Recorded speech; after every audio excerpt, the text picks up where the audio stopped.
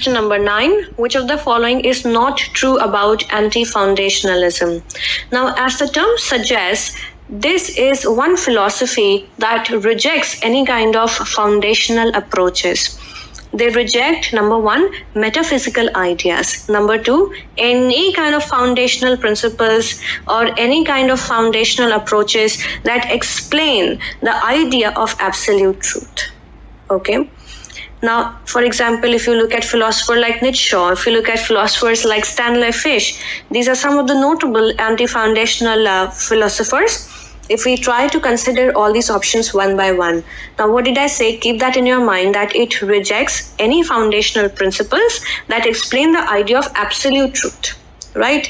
I have in detail talked about these principles in my previous videos as well, and I keep on working on these approaches in my lectures also, right? So I'm not going to go in detail. I'll just go quick with all the options. Option 1, it says it rejects fundamental belief in universal categories. Yes, it rejects core fundamental beliefs, any core fundamental ideas, right?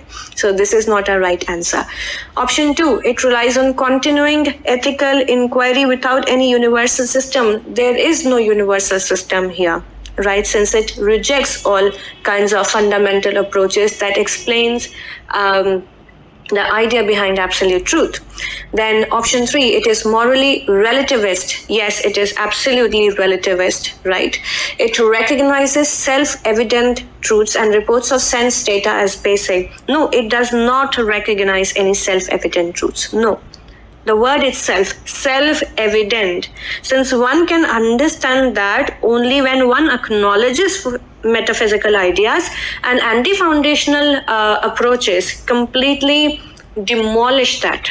Okay, I'll again repeat that. Here, option 4, it says it recognizes self-evident truths. It does not recognize self-evident truths. The word itself, self-evident, explains the entire meaning. Okay, one can understand this when one acknowledges metaphysical truths or metaphysical ideas, and anti-foundationalism completely demolished that, right? So the question is, which of the following is not true about anti-foundationalism? Option 4, that it recognizes self-evident truths. This is not true about anti-foundationalism.